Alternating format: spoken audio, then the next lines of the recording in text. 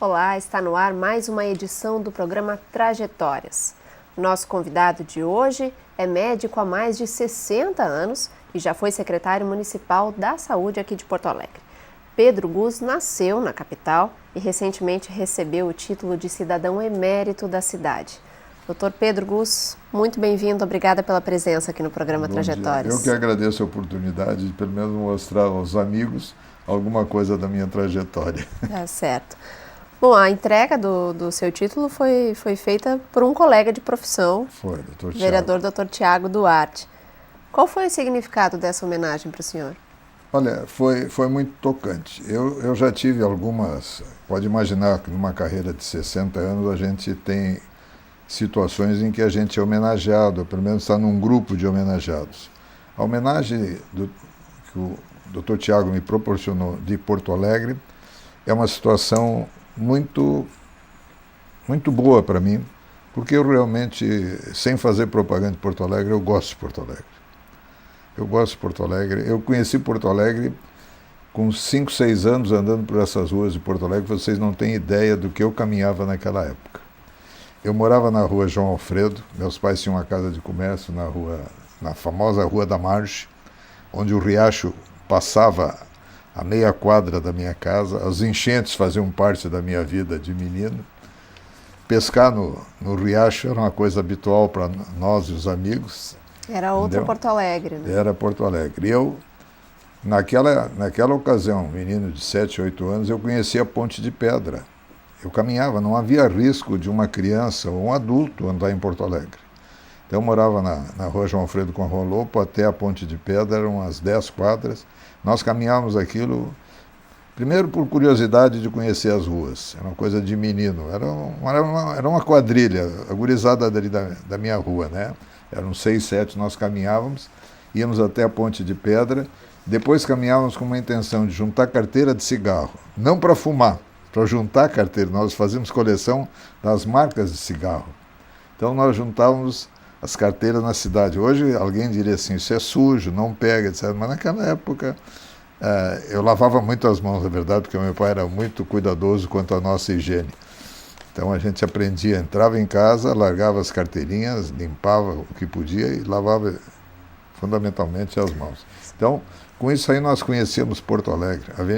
A Duque de Caxias e o Museu Júlio de Castilhos, a Biblioteca Pública, foram coisas que eu descobri no caminhar pelas ruas de Porto Alegre. Eu não conhecia a história do Museu de Júlio de Castilhos, nem sabia que tinha museu em Porto Alegre. Um dia, procurando as determinadas carteiras de cigarro pela rua Duque de Caxias, nós deparamos com o museu e entramos. Que satisfação, pessoal. O museu é uma coisa fantástica. E aquilo ali me ensinou a gostar de museu. Uma coisa de criança, mas eu me lembro, eu estudei em Londres na década de 70 e nos sábados e domingos que eu tinha folga eu ia para os museus. Eu conheço praticamente todos os museus de Londres. Talvez algum outro tenha me escapado, mas eu andei em todos os museus de Londres. Pois é, antes da entrevista o senhor estava me falando que está dando uma descansada da medicina agora, está colocando em dia a literatura, as leituras menos técnicas, e agora revela que essa questão dos museus um outro interesse. Agora, seu Pedro, como a medicina entrou na sua vida? Porque muito cedo, aos 18 anos, o senhor entrou na faculdade de medicina, que ainda nem era a Universidade Federal, naquele ano que se transformou. Eu vou ter que repetir uma história que eu já contei na minha posse, mas que é um fato. Eu tenho ouvido, lido, assistido, acompanhado meninos e meninas que fazem teste vocacional. Eu nunca fiz isso, na minha época eu acho que nem tinha. E se tinha, meus pais nunca tinham me lembrado, não se alertaram sobre isso, mas eu desde pequeno, nós morávamos ao lado de uma farmácia. Eu adorava o cheirinho da farmácia. Eu estava sempre na farmácia do lado da minha casa, era um casal, eram os proprietários da farmácia, o Dr. Pedro Kelzer e a dona Vitória, e eles tinham telefone, eu não tinha telefone em casa. Então, se precisava telefonar alguma coisa, era na farmácia que eu ia telefonar e ser criticado pelo Dr. Pedro quando eu falava um português errado. Era o único receio que eu tinha de usar o telefone dele, porque as críticas eram muito severas. Ele me corrigia o português. Foi bom, foi muito bom. Ele era quase que não vou dizer um pai, mas era um íntimo amigo do meu pai, e que eu convivia muito na farmácia. Então, em vez de ficar na loja do meu pai ajudando, eu fugia para a farmácia para ajudar na farmácia a vender café aspirina, então, enfim, todos os comprimidos e xaropes que tinham naquela ocasião, eu estava no balcão, porque o cheiro da farmácia, o cheiro dos produtos farmacêuticos, vendo o Dr. Pedro formulava, ele fazia fórmulas, naquela época fazer fórmulas era muito comum, passou um tempo sem se realizar fórmulas, hoje a formulação é uma coisa habitual. Então eu ia para a farmácia e uma outra coisa associou a isso. Na Rua da Margem tinham diversos ambulatórios de medicina, de médicos. Tinha na curva, na famosa curva da Rua da Margem, que hoje desapareceu pela retificação da Rua da Margem, ali na curva depois da travessa Joaquim Nabuco. Ela retificou, mas ali tinha uma curva, e naquela curva ali tinha algumas casas onde tinham ambulatórios de médicos. E os médicos que trabalhavam ali, tinha um ambulatório médico na frente da loja dos meus pais, e os médicos tinham automóveis bons. E eu queria ter automóvel. Eu era um guri que queria ter automóvel. Eu adorava automóvel, brincar de automóvel, sonhar com dirigir automóvel, fazia parte da minha infância. Gostava de jogar futebol na rua. Os automóveis não nos atrapalhavam, mas eu verificava cada automóvel que passava. Em geral, os automóveis bons eram de médicos. Digo, eu vou ser médico, eu vou ter um bom automóvel. Se concretizou a sua realmente, expectativa? naquela época, dizer que eu queria salvar alguém seria muita pretensão de um menino que jogava futebol e estudava saber o que era salvar. Eu queria ser médico. Eu gostava da farmácia, gostava dos médicos que tinham alto, tinham médicos que atendiam os meus pais e atendiam nós, eu gostava da posição, da forma como eles eram, aquela nobreza da profissão, era bonito mesmo, era. Infelizmente a medicina não é que popularizou, o mundo precisa da medicina, precisa dos médicos, mas hoje nós estamos um pouco de escanteio. E tudo que acontece mal, o culpado é o médico. Não é assim. Na verdade, não é assim. Nós temos muita culpa também por termos nos deixado levar nesse roldão. Mas não é assim. A medicina é uma profissão muito bonita. Como toda profissão que a gente gosta é bonita. Pois é, a sua trajetória foi muito intensa. Além de experiência em clínica, em cirurgia, sua trajetória inclui períodos de direção também de hospitais como pronto-socorro, hospital de clínicas e também um período como secretário municipal de saúde. Agora, com 84 anos, o senhor ainda atende em consultório particular. Ainda. Mas eu vou te explicar o que eu atendo. Mas eu quero voltar um pouquinho atrás, assim. Eu nunca sonhei, eu nunca pensei, durante a minha carreira inicial, quando entrei na faculdade, eu só queria ser médico. Eu queria ser médico e trabalhar. Nunca pensei em administrar um corredor do hospital que fosse. Não era, a não ser o meu consultório. Aquilo eu queria ser o administrador do meu consultório, isso eu queria ser. Mas as coisas foram acontecendo e eu comecei a dar palpite em toda a área onde eu entrava, eu era metido. Diz assim, isso aqui está faltando, aquilo ali não está bem. E aí o cara disse, então vem tu fazer isso. Fica de meu substituto como chefe e tu vai fazer. E comecei substituindo nas chefias do hospital de pronto-socorro, que eu adorei o pronto-socorro. Sinceramente, é um hospital maravilhoso. Era na minha época, eu não tenho entrado lá atualmente, eu não sei como está funcionando, não posso nem dizer sim, nem não ser bom ou ruim, mas ele é ótimo. E na nossa época nós aprendemos muito. Atender um paciente na rua, resolver um problema para nós ficou uma coisa habitual. Eu muitas vezes na minha vida parei em ruas para atender acidentados, em aviões, atender emergência dentro de um avião, porque o pronto-socorro me deu essa escola. A escola do pronto-socorro é uma escola maravilhosa, é uma escola que tu atendes, tu tens, lógico, tem resultados maus, quando há perda do doente, perda de função, perda da vida, tudo isso, mas nós salvávamos muito, salvávamos mesmo. O pronto-socorro salva muita gente. E eu costumo dizer assim, de uma forma não é jocosa, mas é verdade. Nós atendemos pacientes sadios. Quem está na rua caminhando é um sadio. Excepcionalmente, um de muleta, um de carrinho, de cadeirante, etc., é acidentado, porque eles são mais cuidados pela própria população. Mas uma pessoa que atravessa uma rua acidentada é uma pessoa que está rígida. Então ela vai para o pronto-socorro, resolve o problema daquele acidente, ela no outro dia está de pé na cama. E um doente que tu opera, um doente crônico, num hospital normal, que tu opera um paciente neoplásico, uma cirurgia de um paciente com processo inflamatório, é um paciente que precisa de recuperação. Pronto-socorro, a recuperação é fantástica.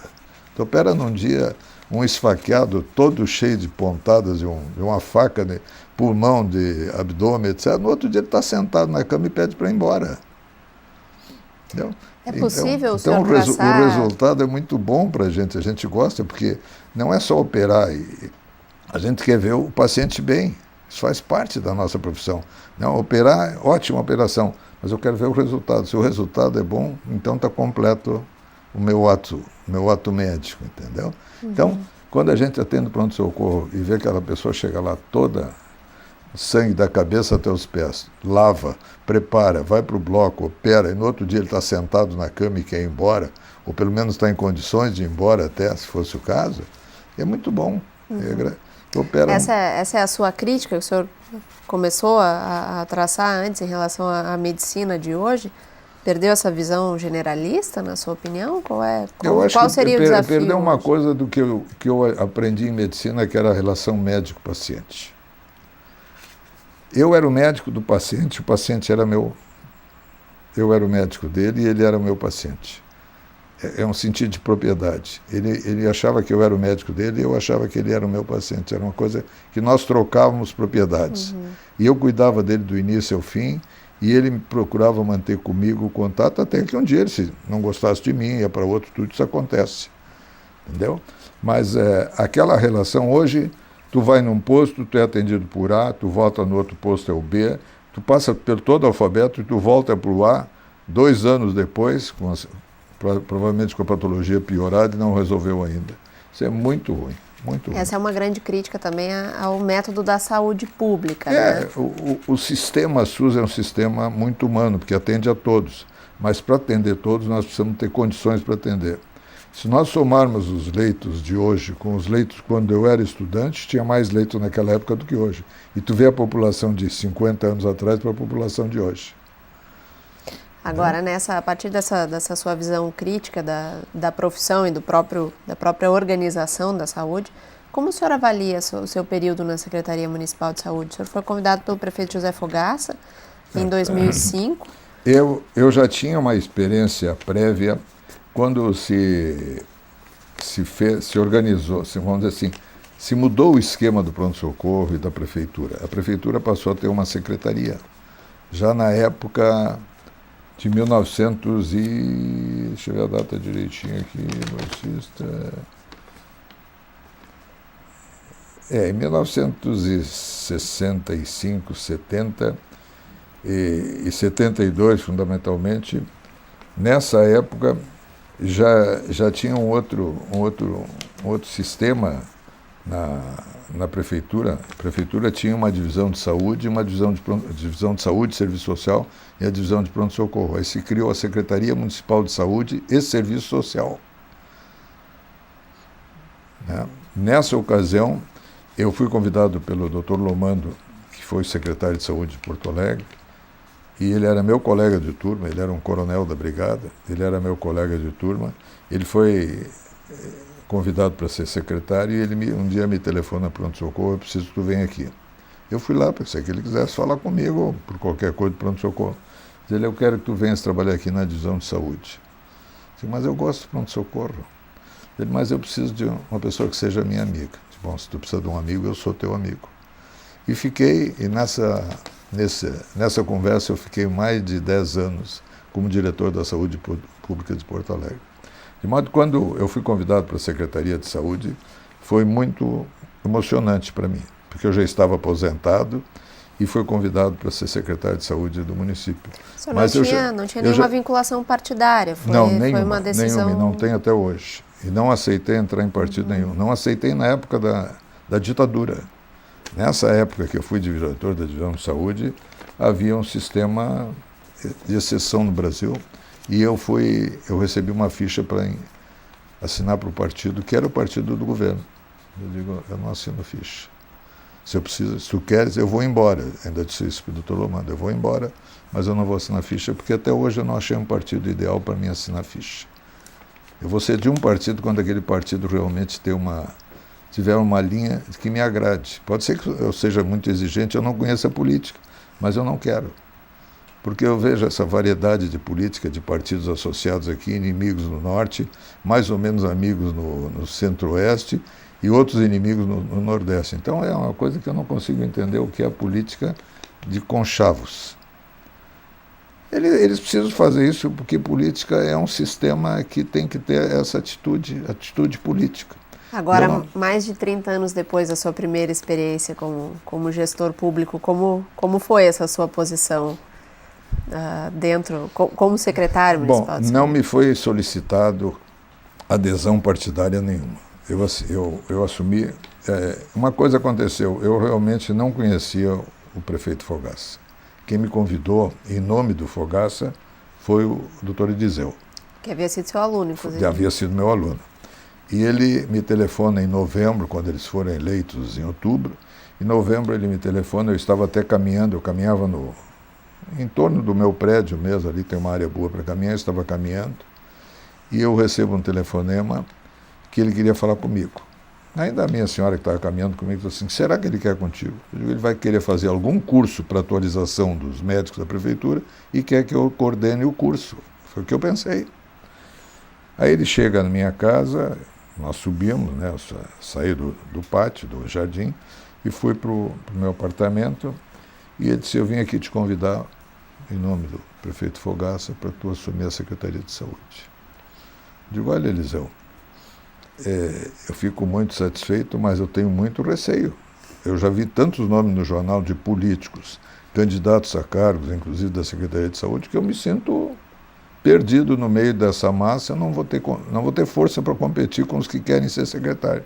Diz ele, não, Fogaça não convidou ninguém, tu és o primeiro a ser convidado, ele quer conversar contigo, se possível amanhã, isso era numa sexta-feira. Eu sábado fui na casa do Fogaça, expus o que eu conhecia da saúde pública de Porto Alegre. Lógico que eu não conhecia a Secretaria Municipal de Saúde, a não ser por acompanhamento do que vinha acontecendo, pelo fato de eu trabalhar no Clínicas e ter muito contato com a Secretaria de Saúde pela atividade do Clínicas, que também era um sistema SUS lá dentro. Então, ele, não, mas muito bem, então o senhor vai assumir. E eu assumi. Eu te confesso que eu sofri muito, porque eu não consegui viver tranquilamente com a vida política. Entendeu? As influências políticas, por exemplo, de cargos em comissão que me eram colocados, pessoas lá dentro que não trabalhavam, que eu demiti. Eu demiti com brigas de partido. Isso prejudicava a atuação do Fogaça, porque ele precisava de ligas políticas e eu complicava a vida dele demitindo pessoas que não trabalhavam.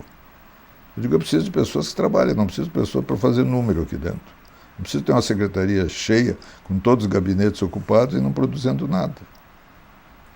E eu comecei a demitir um e outro, e isso aí começou a me enfraquecer, porque os partidos políticos também pressionaram o Fogaça porque eu não admitia os companheiros. Então, isso é uma coisa muito ruim, mas eu queria... Eu cheguei a dizer para um assim, tu não te sente mal quando tu chega em casa, no fim do mês tu recebe um cheque, e tu não trabalhou nada para ganhar esse cheque? Eu me sinto. Eu não teria coragem de olhar para os meus filhos. E aí eu me incomodei bastante, a ponto de quando começou a surgir coisas como ratos no pronto-socorro, a própria Câmara de Vereadores me culpou por ter rato no pronto-socorro. Eu não sou caçador de ratos, e nem botei rato lá dentro. Até é um episódio muito interessante, porque os ratos... Eu fui no pronto-socorro quando me contaram isso, eu saí de casa, fui direto ao pronto-socorro e fui lá olhar. Quando eu entrei naquela entrada da Oswaldo Aranha, que entra no pronto-socorro, ali tinha um depósito de lixo. E vi, casualmente, eu parei ali o carro da secretaria, parei ali e pedi para o meu motorista, o Sandro, que era uma pessoa fantástica, esse motorista, gosto muito dele. E ele parou e nós ficamos olhando os meninos, os rapazes, trazendo lixo e derramando ali. A metade do lixo que vinha da cozinha, de outros lugares, caía no chão. Se isso cair na nossa casa, nós vamos ter ratos também. Então estava explicado a existência de ratos. Ratos, bueiros, esgotos é uma coisa normal. Baratas, isso aí a gente hoje muito menos, mas havia. E eu, então, tentei resolver isso aí. E uma coisa que me chamou a atenção, esses ratos foram fotografados. E um dia eu estou numa entrevista, como eu estou hoje aqui, numa TV uma rádio até de Porto Alegre, lá no morro lá da televisão, e senta do meu lado e ele disse assim, doutor, era conhecido porque a esposa dele trabalhava na secretaria, diz ele, depois estou aí atrapalhado com uma série de coisas, depois aí contei para ele a história dos ratinhos fotografados, ele fui eu que fotografei, aqueles ratos estavam dopados, aqueles ratos ficaram parados na nossa frente, nós fotografamos e não se mexiam, então eram ratos preparados para serem colocados ali. Então, há muita coisa que a nossa vã filosofia de puros não entende, entendeu? O senhor saiu da secretaria com convicção de que é preciso reformar a política ou de que a política não resolve problemas? A política é isso. O político tem um sangue diferente do nosso. Eu nunca fiz um teste de sangue dos políticos, mas provavelmente não é igual ao meu. E o meu não é igual ao deles. Eles têm sangue para ser político, nós não temos. Eu não acho que eles sejam maus, eu acho que a política é complexa. A política é complexa e para tu vencer na política tu tem que fazer coisas que nós, por mais vontade que a gente tenha de produzir alguma coisa, nós não temos coragem de fazer. E aí foram complicando as situações na prefeitura. Aí há um problema muito sério na Vila do IAPI, ali no posto, que é um posto grande da Vila do IAPI, com problemas aquela vila lá é uma vila muito Cruzeiro do Sul, uma vila complexa, e havia ali, baixavam os drogados e alcoolizados, etc. E aquilo criou muito problema lá dentro. Terminando, nós tivemos que fechar, por imposição do Conselho Regional e do Sindicato Médico, fechamos o posto para fazer uma reforma. Aquilo ali desgastou muito o prefeito. E a mim. Mas eu não tinha o que perder, porque eu não estava fazendo carreira política, mas desgasta quem está fazendo carreira política. E eu senti que aquilo foi muito ruim. Eu senti que eu perdi um pouco o apoio vamos dizer, da cúpula da prefeitura. E aí eu me demiti. No dia 31 de julho de 2007, eu fui na casa do prefeito e entreguei meu pedido de demissão. Não sei se ele ia me demitir depois por outras razões, mas eu me demiti antes. Agora, recapitulando essas suas várias frentes de atuação em relação à medicina e à saúde, o senhor consegue pensar em um legado ou em alguma grande conquista que o senhor deixe na área da medicina? Eu, pessoalmente, acho que não, pessoalmente. Agora, o conjunto de trabalho, sim. Eu acho que eu tenho parte do que eu fiz no pronto-socorro, porque eu cheguei a ser diretor substituto do pronto-socorro. Naquela época tinha a divisão e sessões. Eu fui chefe da seção de cirurgias e especialidade cirúrgica do pronto-socorro e substituto do diretor. Então eu substituía nas férias e eu era o chefe de todas as áreas cirúrgicas do hospital. E nós colocamos muitas coisas boas lá dentro, fizemos. Eu acho que o pronto-socorro tem muito de administrações anteriores que foram muito boas, outras mais ou menos, mas é normal, cada um tem a sua característica de trabalho, mas eu acho que nós deixamos alguma marca, pelo menos de trabalho bom, de presença. Eu não assinava ponto, nem deixava meu casaco pendurado no cabide. Eu estava lá dentro. Eu saía cedo e ficava, ainda nas horas que precisava algum cirurgião, porque faltava, ou que tinha acúmulo de cirurgia, eu ainda subia para o bloco para operar. Eu ia ajudar. Agora, o senhor falou no início do programa que adora Porto Alegre, que adora várias partes da cidade. E Porto Alegre é demais. O senhor foi o primeiro da sua família a, de fato, nascer em Porto Alegre. Seus pais são imigrantes. Meus pais são imigrantes. Judeus, vieram ainda crianças para o Brasil. Mas foi a cidade que o senhor escolheu para também formar a sua família. 3 filhos, vários netos, à espera dos bisnetos. Eu quando estudei medicina, eu te confesso que eu pretendia até ir embora para o interior. Eu me preparei porque eu precisava trabalhar e eu não sabia como começar em Porto Alegre. Mas aconteceu um episódio com muitas coisas boas se atravessaram na minha vida e eu tinha um professor que dizia, quando passa o trem, aproveita e pega, porque é o trem da felicidade. Não perde o trem, embarca nele e vai até onde puder. E quando nós éramos doutorandos do pronto-socorro, nós éramos doutorandos concursados, nós éramos 24 médicos no pronto-socorro, nós éramos internos bolsistas. Naquele fim de ano de 55, que foi o ano que eu me formei, eu estou fazendo 60 anos esse ano, quando nós nos formamos, a nossa turma, o Conselho Regional de Medicina proibiu que estudantes de medicina andassem na rua brincando de médico. Nós não podíamos mais imitar o médico, né? Nós podíamos ter condições de fazer, mas nós não devíamos mais andar sem supervisão médica. Então, cria-se no pronto-socorro a figura do socorrista. E criou-se naquela ocasião 28 vagas de socorristas. E eu fiz o concurso. E fui aprovado. Eu tinha já uma bolsa para os Estados Unidos, eu fui, passei 3 meses nos Estados Unidos e voltei e assumi o pronto-socorro. Um colega ficou trabalhando comigo, por mim, entendeu?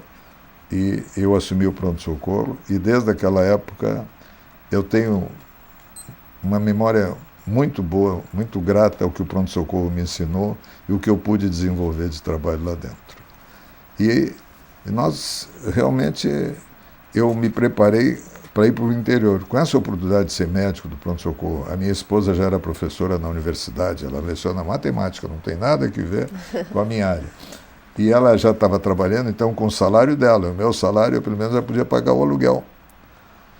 Um tio meu me alugou um apartamento mais barato, entendeu? Ele tinha um apartamento, fez um preço especial, ainda me sobrava para comida. Então eu comecei a trabalhar, com horas extras que eu fazia no pronto-socorro, aí vinham os filhos, e nunca mais pensei em sair de Porto Alegre e continuar, porque a vida começou a se encaminhar bem. Uhum. E agora que o senhor faz parte do Conselho de Cidadãos de Porto Alegre, o senhor pretende ter alguma atuação nesse sentido? Eu vou ver onde é que eu posso me encaixar nisso aí. Lógico que eu gostaria de poder ajudar. O que eu puder fazer para Porto Alegre, eu faria. Agora, não sei quanto eu tenho asas para voar nesse espaço, entendeu? É certo. Mas eu gostaria, lógico que gosto. Eu gosto muito de Porto Alegre. Gosto. Eu tenho um carinho muito especial por essa Rua da Margem, a Rua Lopo, que foi a minha infância. Eu morava numa esquina, então, uma ocasião, eu tenho a mania de escrever alguns continhos, eu escrevi a morada de 2 ruas, porque eu sempre me considerei morador da Rua Lopo. E, na verdade, o número da placa de porta de entrada da minha casa era na Rua da Margem. Era a esquina, mas eu brincava e jogava futebol na Rua Lopo, a Rua Lopo era a minha rua. Os meus amigos eram da Rua Lopo, da Baronesa do Gravataí, aquilo ali era o meu chão. Ali eu jogava futebol na rua, nos campinhos de futebol, atravessava a ponte do Riacho para jogar nos campinhos. Quer dizer, Porto Alegre, nós vivíamos intensamente Porto Alegre. Gostava. Para mim, Porto Alegre era a capital do mundo. Era aqui que eu vivia, aqui. Bom, eu vou aproveitar e lhe dar a sugestão, que pelo menos o senhor ajude a preservar a história de Porto Alegre como parte do Conselho. Doutor Pedro Guzzo, quero lhe agradecer muito pela presença, pela participação aqui no programa Trajetórias. Tá. Eu que agradeço a oportunidade de expor a Porto Alegre o quanto a gente deve admirar essa cidade e ajudar, não só criticar. Se tu vê um lixo na rua, não pede que o lixeiro vai lixar, junta e bota no lixo, ajuda. A gente faz isso, por que não?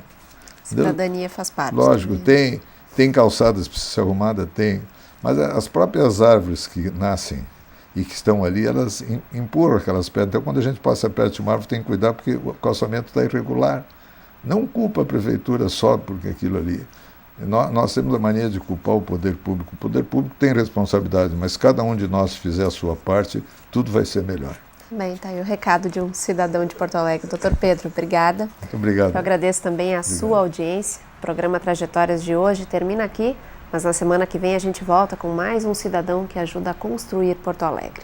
Até lá.